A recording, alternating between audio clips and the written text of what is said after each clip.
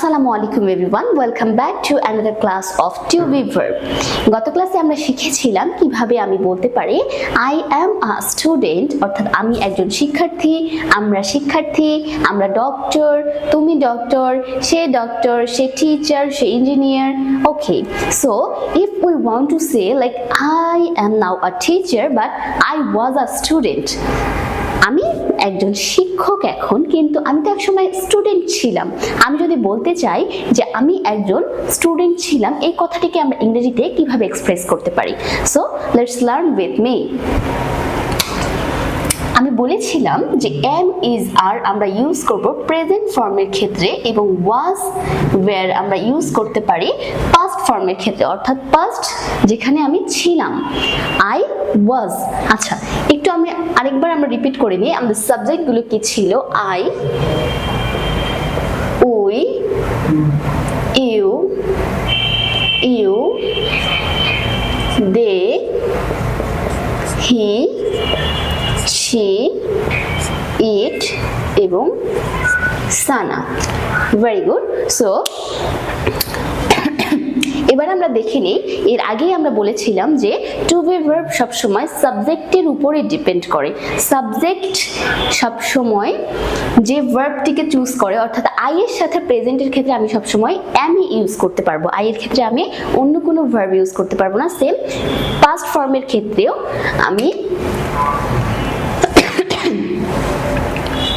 আচ্ছা, I was and we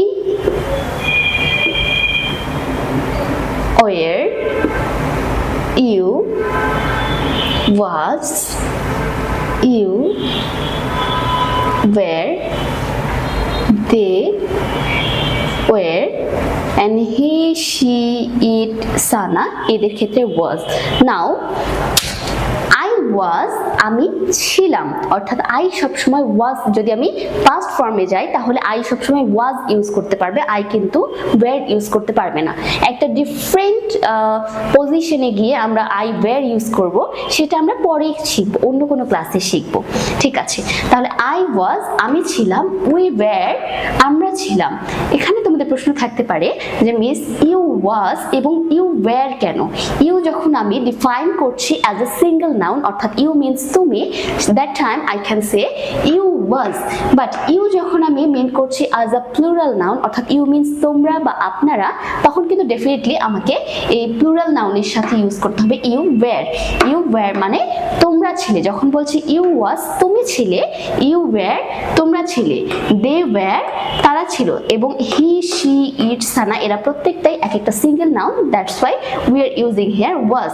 he was সে ছিল, she was সে ছিল, it was এটা ছিল, সানা was সানা ছিল। and you have to practice like the same way. I was আমি ছিলাম, we were আমরা ছিলাম, you was তুমি ছিলে, you were তোমরা ছিলে, they were তারা ছিল, he was সে ছিল, she was সে ছিল, it was এটা ছিল, সানা was সানা ছিল। very good. have you practiced? Okay, I'm giving you 30 seconds for practice. After that we will start to make a new sentence. Okay, have you practiced? Maybe you have practiced. So now how can we make this sentence properly? Like subject, we have subject here, verb here, but we don't have any object here. Okay, which kind of object we can use here? Okay, I can use here student.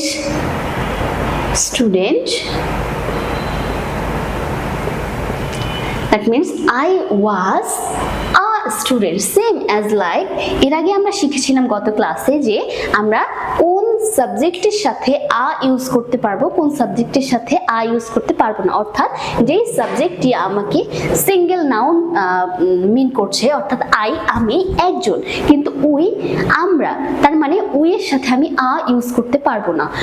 I was a student, we were students, you was a student, you were students, they were students, and he was a student, she was a student, it was a student, Sana was a student.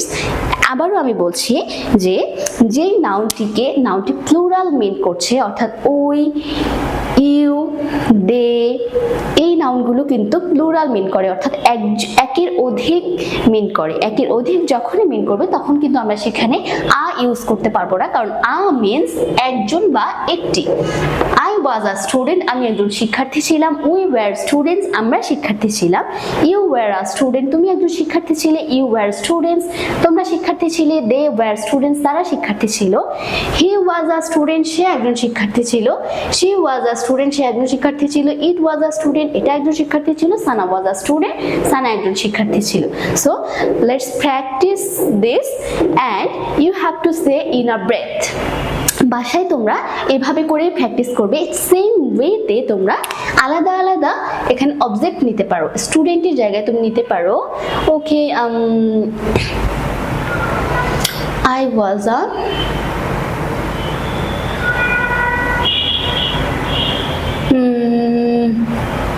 doctor.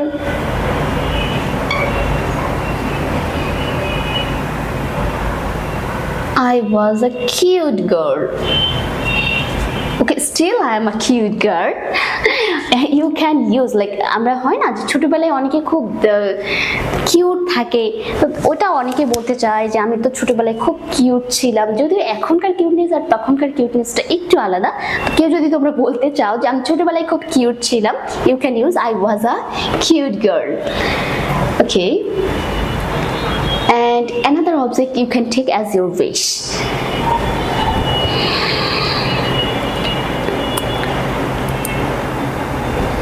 Okay, maybe you have practiced. Let's practice again. I was a student, আমি একজন শিক্ষার্থী ছিলাম।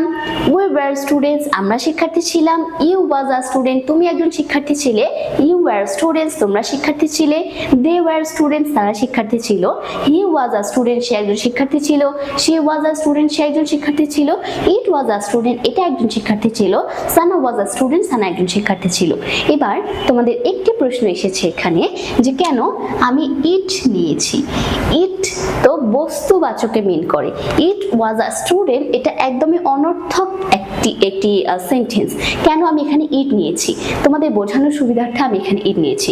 ইটকে আমরা কখনো ব্যক্তিবাচক কোনো কিছুর ক্ষেত্রে ইউজ করতে পারি না। ইট সবসময় মিন করে প্রাণীবাচক কিংবা নিম্ন শ্রেণীর কোনো প্রাণীর ক্ষেত্রে, কিংবা হতে পারে বাচ্চাদের ক্ষেত্রে কিন্তু আমরা ইট ইউজ করতে পারি। আচ্ছা, সো এখানে শুধুমাত্র তোমাদের প্র্যাকটিসের জন্য একটা জিনিস সবসময় মাথায় রাখবে, স্পিকিং এর ক্ষেত্রে practice is the key of success.